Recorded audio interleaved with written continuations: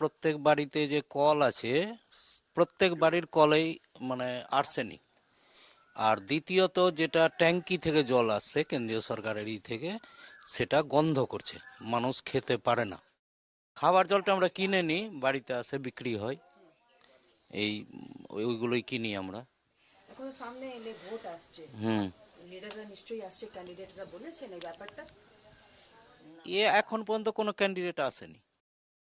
Problem यही है कि हम लोग का पानी का बंदोबस्त बहुत कम है और एक ही टैंक ये सप्लाई पानी है, उसमें इतना आदमी जाता है पानी लाने के लिए, कोई पाता है कोई नहीं पाता है।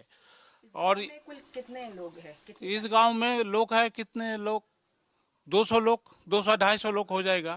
और सबके घर पे यही प्रॉब्लम? सबके घर पे यही प्रॉब्लम है। तो पानी आता है, किस तरीके का पानी आता है?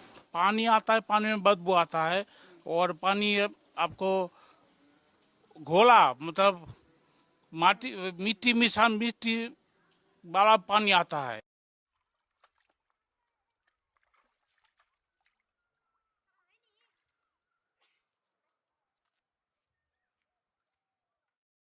এই গ্রামে আমাদের পানীয় জলের খুব অসুবিধা, জলটা সুবিধা মতন হয় না, গন্ধ বেরায়। আমরা আমাদের আর্থিক অবস্থা, তবুও আমরা জলের ডপসের জলগুলো কিনে খাই, আর এই জলে গন্ধ বেরায়, বেশিরভাগ দিনই গন্ধ থাকে।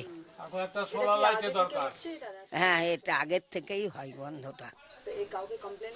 হ্যাঁ, অনেকবার বলেছি, অনেক জায়গা থেকেই লোক এসছে, কিন্তু কেউ ঠিক করে দেয়নি।